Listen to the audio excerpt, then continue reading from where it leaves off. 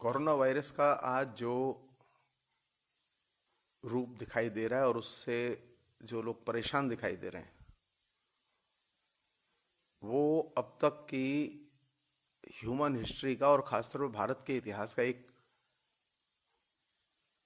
विलक्षण दिन है। ये 1947 में पहली बार इस तरह से लोग पागल की तरह माइग्रेट कर करके भाग रहे थे।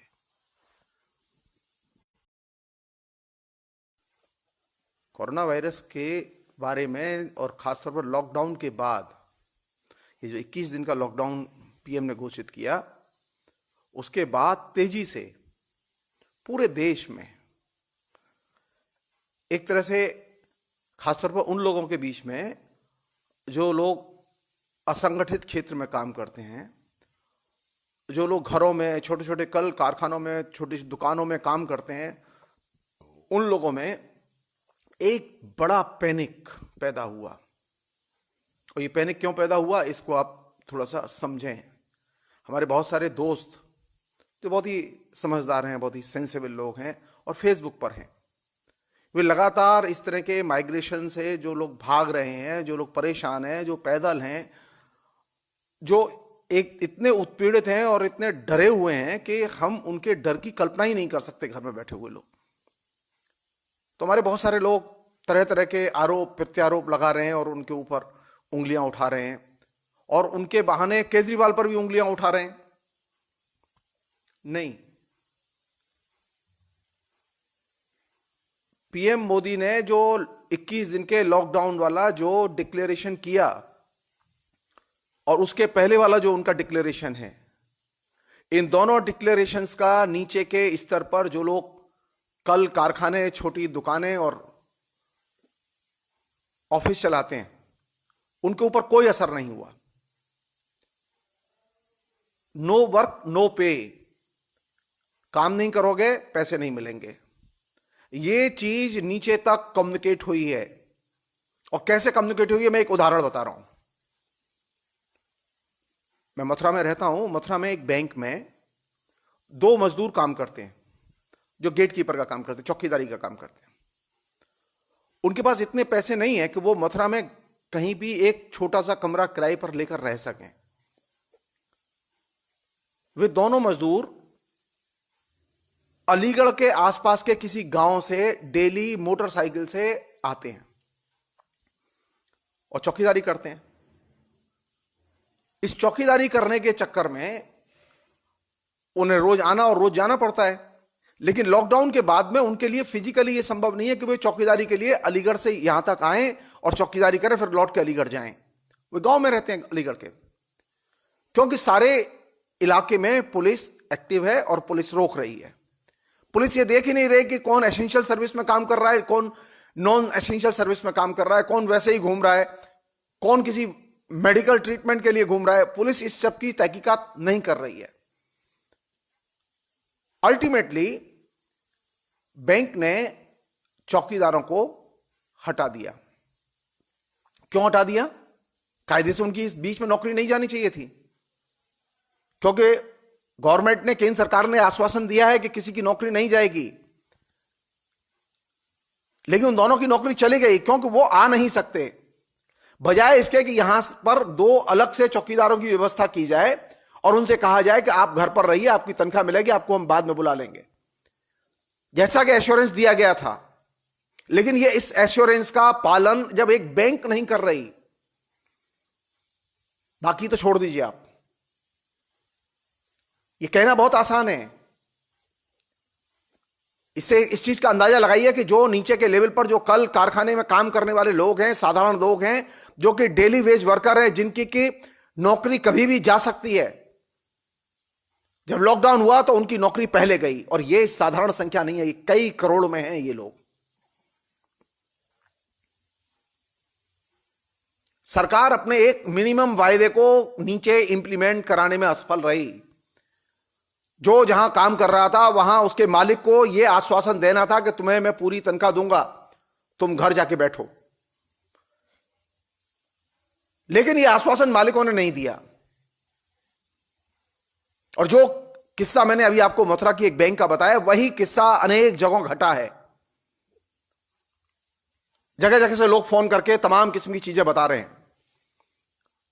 एक और चीज घटी है जो बहुत ही खतरनाक है और इसे पीएम को हर हालत में रोकना चाहिए। केरल के मुख्यमंत्री ने पीएम से हस्तक्षेप करने की अपील की है और केरल के मुख्यमंत्री ने जो सवाल उठाया है वो बहुत जेन्युइन सवाल उठाया है।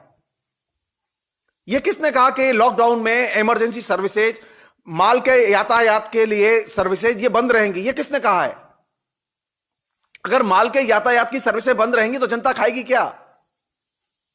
अगर ट्रक नहीं आएंगे और ट्रक नहीं जाएंगे, सामान की ढुलाई नहीं होगी तो लोगों के पास में सामान्य जरूरत की चीजें पहुंचेंगी कैसे? केरल के आसपास के जो इलाके जो कर्नाटक के बॉर्डर से जुड़े हुए थे उन सबको सील कर दिया गया और इसकी चलते कल एक व्यक्ति की जो मैंगलोर अपने हार्ट का पेशेंट था, जिसे हार्ट अटैक का दौरा पड़ा था, उसकी रास्ते में ही मौत हो गई क्योंकि पुलिस ने उसे मैंगलोर में घुसने नहीं दिया। भारत के फेडरल स्ट्रक्चर को अगर आप मूवमेंट ही नहीं करने देंगे, संघात्मक ढांचे को काम ही नहीं करने देंगे, लॉकडाउन का मतलब यह नहीं है संघात्मक ढांचे का ध्वंस करो। लॉकडाउन का यह मतलब नहीं है कि एसेंशियल सर्विसेज को डिसरप्ट करो और बंद करो। लॉकडाउन का मतलब है कि लोगों के मूवमेंट को स्टॉप करो और जो जरूरतमंद है, जो परेशान है, उसकी मदद करो। यहां उल्टा हो रहा है।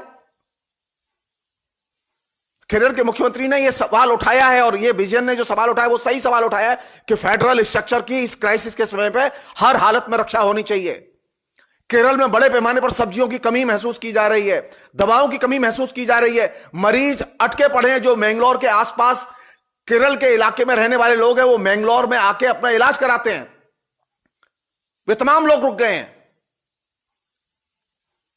यह कैसा लॉकडाउन है जिसमें कि जनता को मरने के लिए, अवशक्त होने के लिए छोड़ दिया गया है? हम पीएम से अपील करते हैं कि वे तत्काल अपनी राज्य सरकार को, जो बीजेपी की राज्य सरकार है, उसे तत्काल कहें कि वो केरल के बॉर्डर को खोले और वहां एसेंशियल सर्विसेज की जो यातायात है उसे खोले। यह संभव नहीं है कि सब्जियों की सप्लाई बंद कर दी जाए, यह संभव नहीं है। दवाओं की सप्लाई बंद कर दी जाए, यह संभव नहीं है कि जो इमरजेंसी पेशेंट है उसकी ट्रीटमेंट के लिए उसे जाने न दिया जाए। कल केरल के ही बॉर्डर पर, केरल और कर्नाटक के बॉर्डर पर एक लड़की को जो प्रेग्नेंट थी, जिसको बच्चा होने वाला था, वो बच्चा जन्म दिया उसने एम्बुलेंस में क्योंकि वह मैंगलोर में एंटर नहीं कर पाई। नहीं, मैं बार बार कहता रहा हूं, मैं फेसबुक पर भी लिखता रहा हूं कि पीएम कोरोना वायरस को लेकर एकदम एडहॉक एटीट्यूड रखते हैं और यह एटीट्यूड नीचे तक बहुत ही बड़े पैमाने पर लोगों की क्षति कर रहा है। पीएम को अपने इस एटीट्यूड को बदलना होगा, अपनी इस आदत को बदलना होगा। हर चीज कैजुअली लेना बंद करना होगा। हर चीज को एक तरह से एक इवेंट बना के, यानी आपकी राष्ट्रीय ब्रॉडकास्ट होगा, वो भी एक इवेंट है। आप उसे सीरियस नहीं है कि उसे वो इंप्लीमेंट करे। एक उदाहरण दे रहा हूं किस एडहॉकिज्म का, केंद्र सरकार के एडहॉकिज्म का। पिछले 3 महीने में जितने लोग विदेश से आए, मैंने फेसबुक पर लिखा भी था, उनके फोन नंबर चेक किए जाने चाहिए थे, उनके फोन नंबर को ट्रैक किया जाना चाहिए था, उनसे बाकायदा कांटेक्ट किया जाना चाहिए था, उनके फोन नंबर राज्य सरकारों को भेजे जाने चाहिए थे। लेकिन केंद्र ने यह काम नहीं किया। हवाई अड्डों पर चेकिंग, आने जाने की व्यवस्था, उसकी चेकिंग, उसका रिकॉर्ड सिर्फ एकमात्र केंद्र सरकार के पास है, राज्य सरकारों के पास नहीं है।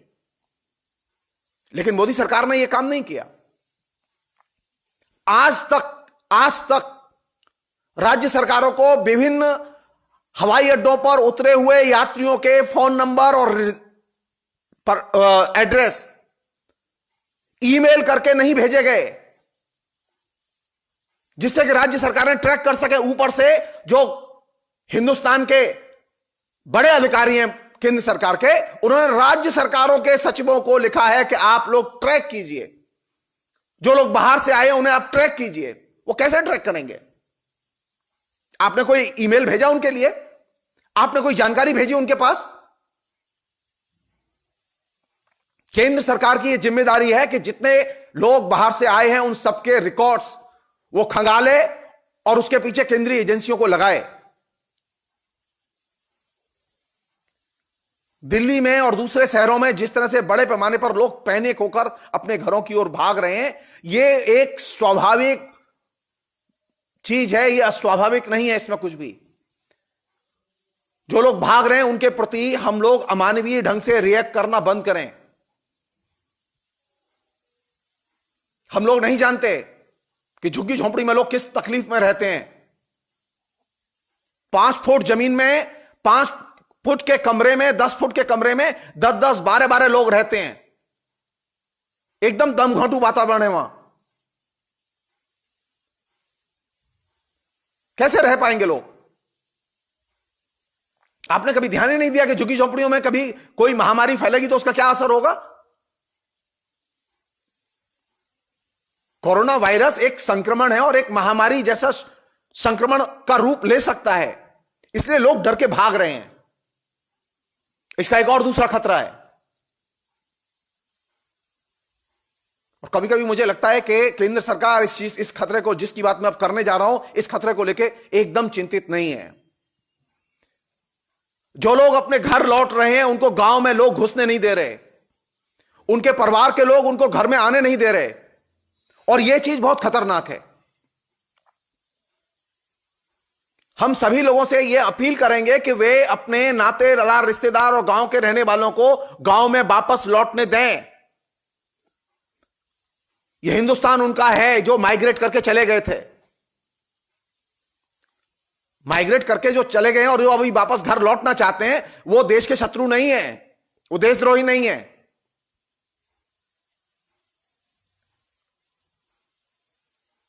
यह केंद्र सरकार और राज्य सरकारों की यह जिम्मेदारी है कि जो लोग जाना चाहते हैं उनके जाने की व्यवस्था करे, उनके लिए बस, ट्रेन, जो भी सेवाएं हो सके। और स्पाइस जेट के अधिकारियों ने कहा है कि वो विमान की सुविधाएं देना चाहते हैं। केंद्र सरकार क्यों नहीं विमान की सुविधाएं लेना चाहती, जिससे ये लोग जल्दी से जल्दी पहुंचे? क्या परेशानी है इसमें? लोग मर जाएंगे, लोग तबाह हो जाएंगे। ऑलरेडी रोड पर चलते चलते मर गए लोगों की खबरें आने लगी हैं, फेसबुक पर फोटो आने लगे हैं। तो जो लोग माइग्रेट करना चाहते हैं, रहना नहीं चाहते वहां, उन लोगों की व्यवस्था की जानी चाहिए। या तो आप उनकी उसी शहर में व्यवस्था करें, उन्हें रोकें, उन्हें समझाएं, लेकिन आपने न रोका, न समझाया, न उनकी पगार बचाई, न उनकी मजदूरी बचाई। अब आप उनसे उम्मीद कर रहे हैं कि वो अपनी जान भी न बचाएं। और घर से जब लोग निकलेंगे तो भीड़ तो होगी, भीड़ तो होगी। लोग सब्जी लेने के लिए निकल रहे हैं तब आपको परेशानी नहीं हो रही, क्योंकि आप मिडिल क्लास के लोग हैं, आपको सब्जी खरीदना अच्छा लग रहा है, आपको भीड़ में भी सब्जी खरीदने में कोई खतरा नजर नहीं आ रहा कोरोना वायरस का। लेकिन अगर आदमी अपनी जान बचा के भाग रहा है तो आपको वह भीड़ नजर आ रही है और वह देश का शत्रु नजर आ रहा है। यह मध्य वर्ग के लोगों को ये इस दूसरे को घृणा की नजर से देखने की भावना से निकलना चाहिए। यह मजदूरों के प्रति जो एक घृणा, माइग्रेट वर्कर के प्रति जो एक घृणा, किसानों के प्रति जो एक घृणा, यह मध्य वर्ग के लोगों में कूट कूट कर भरी हुई है। इसको एकदम चुनौती दी जानी चाहिए।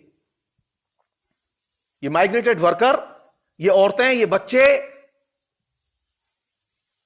ये सब हमारे भाई बहन हैं। इनको इस समय सहानुभूति की और मदद की सख्त जरूरत है। जो मध्य वर्ग के लोग फेसबुक पर माइग्रेटेड वर्कर्स को लेकर घृणा से भरी हुई पोस्ट लिख रहे हैं, अपने राजनीतिक आक्रोश को व्यक्त कर रहे हैं केजरीवाल के खिलाफ, यह गलत है। यह गलत है कि केजरीवाल उनको उकसा रहा है कि वो लोग जाएं यहां से, यह गलत है। अरे उकसाने का काम तो आपने किया, क्योंकि केंद्र सरकार ने जो आदेश दिया है उसे छोटे छोटे कल कारखाने, दुकानदार, मालिक मानने के लिए तैयार नहीं है। आपने कोई कानून नहीं बनाया ऐसा, आपने कोई व्यवस्था नहीं की ऐसी कि कल उसकी अगर पगार नहीं मिलती तो वो जाके कहीं अपील करके पगार वसूल ले। नहीं, हम इल्यूजन में नहीं रहना चाहते। हम चाहते हैं कि प्राइम मिनिस्टर इस बात पर ध्यान दें कि माइग्रेशन क्यों हो रहा है, माइग्रेशन इसलिए हो रहा है क्योंकि हमने माइग्रेटेड वर्कर्स को, मजदूरों को, किसानों को इस लॉकडाउन की वजह से क्या समस्या होगी इसको ध्यान में ही नहीं रखा। हमारे लिए लॉकडाउन का मतलब है मध्य वर्ग, लॉकडाउन का मतलब है शहर, शहर में भी वे लोग जो अच्छे घरों में रहते हैं। हमारे लिए लॉकडाउन का मतलब झुग्गी झोपड़ी बस्ती नहीं है। हमने सोचा ही नहीं कि झुग्गी झोपड़ी बस्तियों में रहने वालों को क्या असुविधा होगी, जो रोज कमाते हैं और रोज खाते हैं उनको क्या असुविधा होगी। लॉकडाउन डिक्लेयर करने के पहले इसका ब्लूप्रिंट तैयार किया जाना चाहिए था। आपने ब्लूप्रिंट किसका तैयार किया? मध्य वर्ग के लोगों का। आपने ब्लूप्रिंट तैयार किया मध्य वर्ग के लोगों का कि उनको परेशानी है कि उनको सीरियल नहीं मिल रहे देखने के लिए। तो आपने कहा हम महाभारत शुरू करते हैं, हम रामायण शुरू करते हैं। अरे केंद्र सरकार ने 4 क्लिनिक नहीं खोले रास्ते पर जाके, पानी की प्याऊ नहीं खोली कि लोग पानी पी सकें। लोग पानी की वजह से तड़प रहे हैं रोड पर, कहीं कोई पानी का टैंकर नजर नहीं आ रहा है। कैसी सरकार है ये? हजारों लोग आनंद विहार बस टर्मिनस पर खड़े हैं लेकिन पानी की कोई व्यवस्था नहीं है। केरल से जो मजदूर माइग्रेट करके, जो यंग लड़के भागकर बनारस आए हैं, उनको पानी पीने के लिए बनारस के रेलवे स्टेशन में घुसने नहीं दिया गया, पीटा गया और खदेड़ कर बाहर कर दिया गया। आसपास कहीं पीने का पानी नहीं है। ये मानवता है ये आपकी? ये सरकार की व्यवस्था है? ये ऐसी व्यवस्था है कि जिसमें पानी ना मिले? ये ऐसी व्यवस्था है कि रेलवे के प्लेटफॉर्म पर जो कि पानी पीने के लिए जाना चाहे उसे जाने ना दें? वहां कौन सी ट्रेन खड़ी है? सवाल यह है कि केंद्र सरकार और उससे जुड़ी हुई राज्य सरकारें और खासतौर पर भाजपा की राज्य सरकारें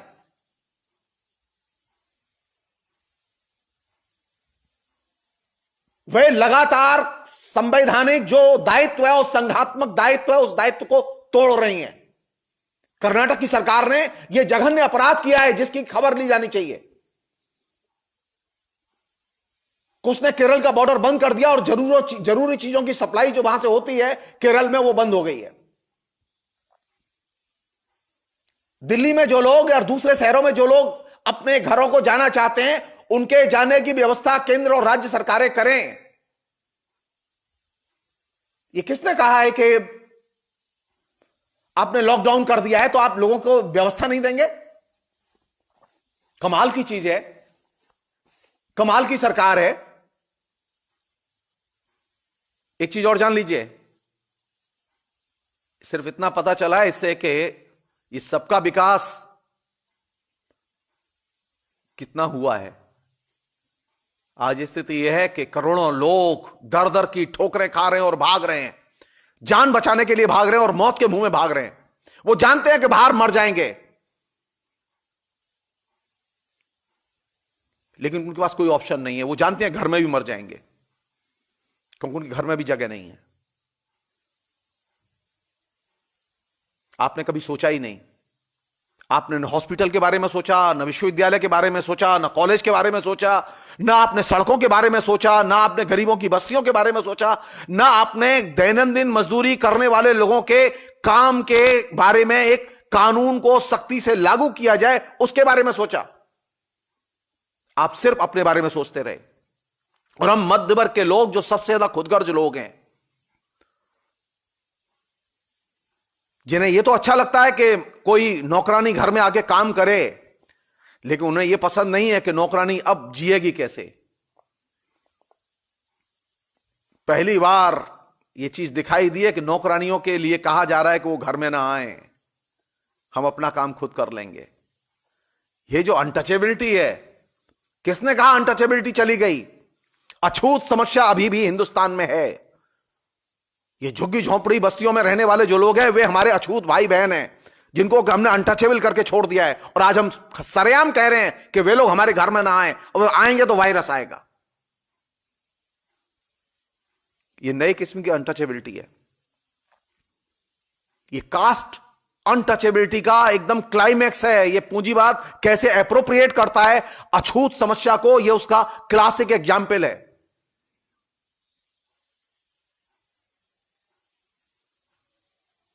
हिंदुस्तान वही नहीं है जो मध्य वर्ग के घरों में रहता है, हिंदुस्तान वह भी है जो कि झुग्गी झोंपड़ी में रहता है। हमने झुग्गी झोंपड़ी में रहने वाले लोगों को सिर्फ दर्शन की चीज बना दिया है, झुग्गी झोंपड़ियों को खाली एक दूर से देखने की चीज बना दिया है, और हम उसके अंदर प्रवेश नहीं करना चाहते। ये हिंदुस्तान की जो झुग्गी झोंपड़ियां हैं जो हर शहर में हैं, फ्लैट में रहने वाले जितने लोग हैं हर शहर में, उतने और उससे ज्यादा लोग हर एक शहर में झुग्गी झोंपड़ियों में रहते हैं। इन झुग्गी झोंपड़ियों के इलाकों में कोई नागरिक सुविधा नहीं है, कोई नागरिक अधिकार नहीं है कि लोगों के पास। आपको कभी चिंता नहीं होती। मैंने फेसबुक पर कई बार लिखा है, इस पर सिलसिले ढंग से लिखा है। मैं फिर रिपीट कर रहा हूं कि झुग्गी झोंपड़ी में रहने वाले ये माइग्रेटेड लोग, ये लोग इसलिए भाग रहे हैं क्योंकि आपने इनको कोई आश्वासन नहीं दिया, स्तर पर कोई सुरक्षा नहीं दी। एक सवाल मैं आरएसएस के लोगों से भी करना चाहता हूं। कहा जाता है ना कि वो बहुत बड़ा सामाजिक संगठन है, वो बहुत बड़े रिलीफ वर्क करता रहा है और हिंदुस्तान की हर विपदा में रिलीफ वर्क करता रहा है। इस लॉकडाउन में आरएसएस के लोग कहीं पर भी कोई रिलीफ वर्क नहीं कर रहे। अगर वो बस्तियों में रिलीफ वर्क कर रहे होते तो ये मजदूर नहीं भागते। आरएसएस के लोगों के लिए रिलीफ वर्क का मतलब है सिर्फ एक फोटो क्लिक करो और फोटो लगाओ, नथिंग एल्स।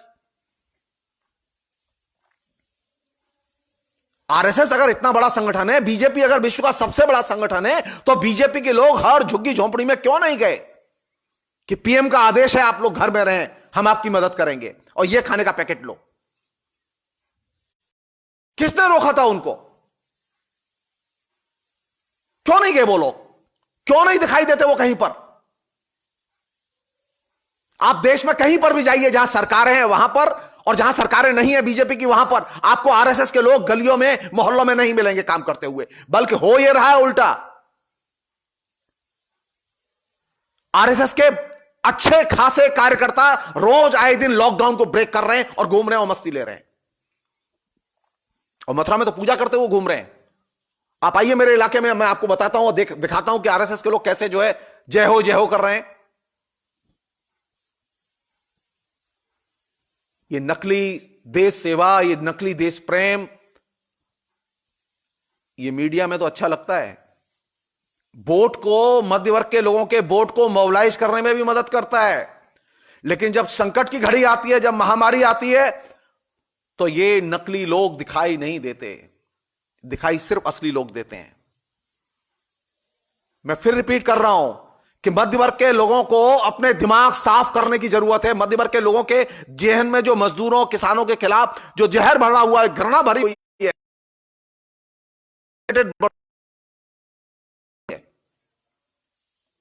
माइग्रेटेड मजदूरों को सहानुभूति की सख्त जरूरत है।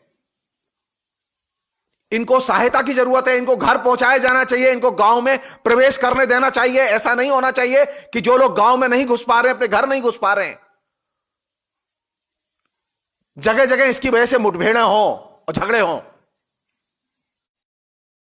की जिम्मेदारी बनती है सामान्य सद्भाव पैदा करने के लिए। जगह बड़ी विडंबना की बात है, आयरनी है, ये चिंता की बात है कि अभी तक आर्मी को बाहर नहीं बुलाया गया, अर्धसैन्य बलों को बाहर नहीं बुलाया गया और उनकी मदद नहीं ली गई। सामान्य इतनी बड़ी विपत्ति को संभाल लेंगे? अरे कुंभ के मेले में तो आपके पास में पुलिस होती नहीं है व्यवस्था करने के लिए, वहां राज्यों के बाहर। कुंभ के जब मेले होते हैं तो कुंभ के मेले में किसी भी जिले के पास में जहां कुंभ के मेले होते हैं उसके पास में उतनी पुलिस नहीं होती कि वो अकेले अपने बलबूते पर कुंभ के मेले, जिसमें कि कई करोड़ लोग स्नान करने के लिए आते हैं, उसकी व्यवस्था के लिए बाहर से पुलिस मंगाई जाती है, उसकी मदद ली जाती है। इस राष्ट्रीय आपदा के समय आप अर्धसैन्य बलों को रोड पर नहीं उतार रहे, आप सेना के जो जवान घरों में बैठे हुए हैं, जो पूर्व सैनिक हैं, आप उनकी सेवाएं नहीं ले रहे। कहां है वो पूर्व सैनिकों के संगठन जो बीजेपी और आरएसएस के लिए रोज टेलीविजन पर हुंकार भरते थे, जो राष्ट्रवाद के लिए जहर डेली उगलते थे? आज वो लोग सड़कों पर कहीं दिखाई नहीं दे रहे। हां, वो शाखाओं में जरूर हथियारों का प्रशिक्षण देने के लिए जाते थे। मुझे ऐसे नागरिक एकदम नापसंद हैं जो विपत्ति में नजर ना आए। मैं चाहता हूं कि आप लोग लगातार अपने अपने इलाके की खबरें फेसबुक लाइव से शेयर करें और बताएं, झूठ नहीं, जो सच है, वो जो वास्तविकता है उसे बताएं, उसे साझा करें। क्योंकि ये जो समय है, इस समय में हर चीज अखबार में नहीं छप सकती और छपेंगे ही नहीं। आप अभिव्यक्ति की आजादी की बात कर रहे थे ना, अरे भाई साहब, अखबार डिस्ट्रीब्यूट ही नहीं होंगे तो आपको पता कैसे चलेगा कि देश में क्या हो रहा है?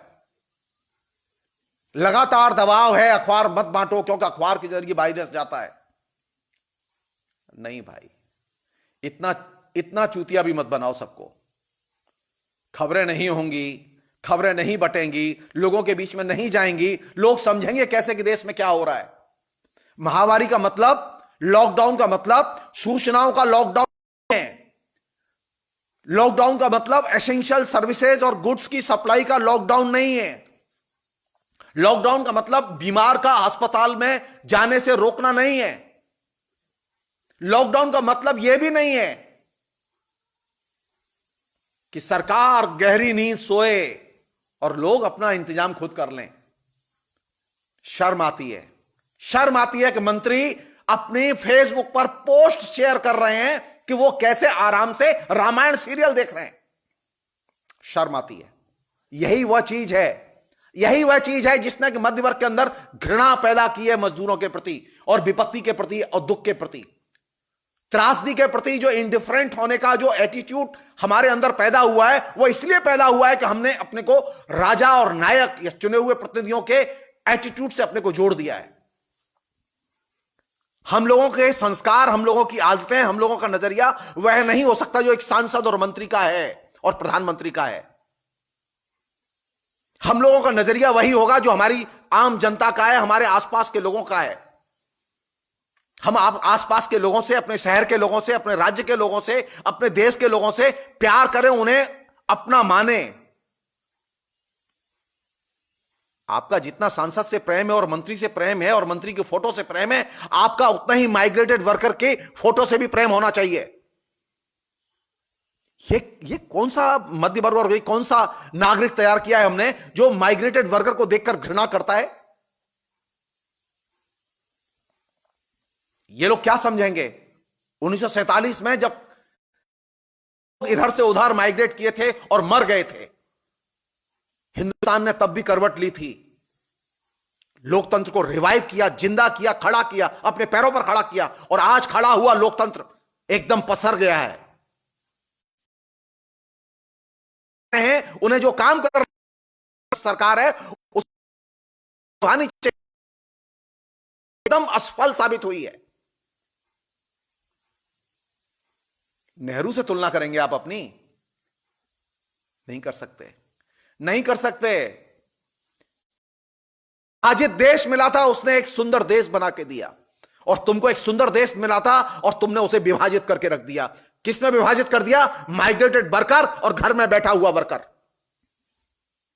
मुझे इस तरह का विभाजित देश नहीं चाहिए। मुझे जो देश एक दूसरे से प्यार करता हो, जो इसके लोग एक दूसरे से प्यार करते हो, इसके मंत्री, इसके प्रधानमंत्री इसकी जनता से प्यार करते हो। मैं देखना चाहता हूं कि आनंद विहार टर्मिनस पर कोई केंद्र का मंत्री या सांसद गया कि नहीं गया। सवाल यह नहीं है कि आपने 1000 बसें भेज दी, सवाल यह है कि क्या आपने 1000 पैकेट भी भेजे थे पानी के? आपने बसें भेज दी लेकिन पानी नहीं था, आपने पानी के टैंकर नहीं भेजे। आप याद रखिए योगी जी, लोग पानी पी के पैदल चल लेंगे, लेकिन बस में बैठ के बिना पानी के जाएंगे कैसे? आपने कभी सोचा इस बात को? आप देश को इस तरह के संवेदनहीन नेतृत्व के प्रति एकदम आलोचनात्मक रुख अपनाना पड़ेगा और जनता का दबाव पैदा करना होगा। सड़कों पर जो लोग हैं उन्हें पानी चाहिए, खाना चाहिए, उन्हें सिर्फ बस नहीं चाहिए। उन्हें पानी भी दो, बस भी दो, खाना भी दो। पुलिस के ऑफिसर दिल्ली में ये कह रहे हैं कि आप अपने घर चलिए, हम खाना देंगे और इलाज कराएंगे। अरे भाई, वहां जहां वो खड़ा है और जहां तुम खड़े हो, क्या तुम्हारे पास में खाने का पैकेट है उसे देने के लिए? क्या पीने के पानी का पैकेट है तुम्हें देने के लिए? दिल्ली के पुलिस ऑफिसरों के पास में पानी का पैकेट नहीं है, खाने का पैकेट नहीं है उनके हाथ में। वो आश्वासन दे रहे हैं कि घर चलो। छी, कैसा अमानवीय पुलिस तंत्र। पुलिस ऑफिसर जाएं तो अपने साथ में पानी के पैकेट लेकर जाएं, पानी के टैंकर लेकर जाएं। जनता को पानी चाहिए, खाना चाहिए, और जनता को जहां वो है वहां यह पहुंचाया जाना चाहिए, बिना इस शर्म और लिहाज के कि वो लोग कैसे हैं और कौन है और किस जाति के हैं, किस धर्म के हैं। देश को इस समय मानवता की और मानवीय संवेदनाओं की सख्त जरूरत है, और इस देश को मध्यवर्ग की अमानवीय संवेदनाओं से बाहर निकालने की सख्त जरूरत है। टेलीविजन ने जो हमारे अंदर फीड किया है एक अमानवीय मूल्य, अन्य से नफरत करो, सिर्फ अपने से प्यार करो। नहीं भाई, अन्य से भी प्यार करो। अपने से प्यार करते हो तो दूसरे को भी प्यार करना सीखो, दूसरे से भी मोहब्बत करना सीखो। और दूसरे से मोहब्बत करने का मतलब यह नहीं है, हां, थोड़ा सा आपके संस्कारों को खरोंच लगेगी, आपकी आदतों को खरोंच लगेगी, इसके लिए तैयार रहो। माइग्रेशन ये हमारे लिए सबसे बड़ी ट्रेजेडी है, हमारे समाज के लिए सबसे बड़ी ट्रेजेडी है। इस ट्रेजेडी को रोकने का तरीका यह है कि लोगों की, राज्य सरकारें, दिल्ली की सरकार, केंद्र सरकार और दूसरी सरकारें खाना पानी दोनों के लिए, वहां डॉक्टर पहले, लोग बस में चढ़े इसके पहले उनको मदद दी जाए, उनको चेक किया जाए। कब चेक करोगे तुम? जब गांव पहुंच जाएगा, घर पहुंच जाएगा तब खाना और पानी दोगे भाई। अगर वो घर पर है, बस अड्डे पर है, रेलवे स्टेशन पर है, वहीं उसे चेक करो, दवा दो, पानी दो, और उसे कहो कि अब तू जा। बेहतर यह है कि हम अपने एटीट्यूड को बदलें। मजदूर मरने के लिए नहीं है। अगर मजदूर मर गए तो इस देश में जाएगा। आधुनिक राष्ट्र मजदूरों ने बनाया है, जान लीजिए। आधुनिक राष्ट्र सिर्फ पूंजीपति ने नहीं बनाया। आधुनिक राष्ट्र सिर्फ मध्यवर्ग के राष्ट्र को बनाने में मजदूरों की बहुत बड़ी भूमिका रही है। और आज आपके पास में मजदूरों, किसानों के लिए कोई उपाय नहीं है। किसानों की फसल खेत से कैसे बाजार में आएगी, कैसे कौन खरीदेगा, कहां बेचेगा, वो आपके पास में कोई व्यवस्था नहीं है, कोई नहीं। यह कोताही अक्षम्य है, और इसे हर हालत केंद्र सरकार करेक्ट करे, लोगों के बीच में आत्मविश्वास पैदा करे। और आत्मविश्वास एक्शन से होगा, भाषण से नहीं। सिर्फ मन जीता जा सकता है। गरीब का भूख को और प्यास को शांत कर जीता जा सकता है। भाषण उसके लिए बेकार होते हैं। आप जान लीजिए, आप आनंद विहार, मैं केजरीवाल से भी कहना चाहता हूं, केजरीवाल जी, आनंद विहार बस टर्मिनस पर बसें नहीं, पानी की बोतलें भिजवाइए, खाने के पैकेट भिजवाइए। लोग खाली भूखे प्यासे बस में न जाएं। आपका काम यह नहीं है कि उन्हें टर्मिनस तक पहुंचा दो। यह बहुत ही खराब चीज है जो घट रही है दिल्ली में। यह शर्मनाक है हमारे लिए, और इसे हर हालत में रोका जाना चाहिए, तुरंत रोका जाना चाहिए। बहुत बहुत शुक्रिया।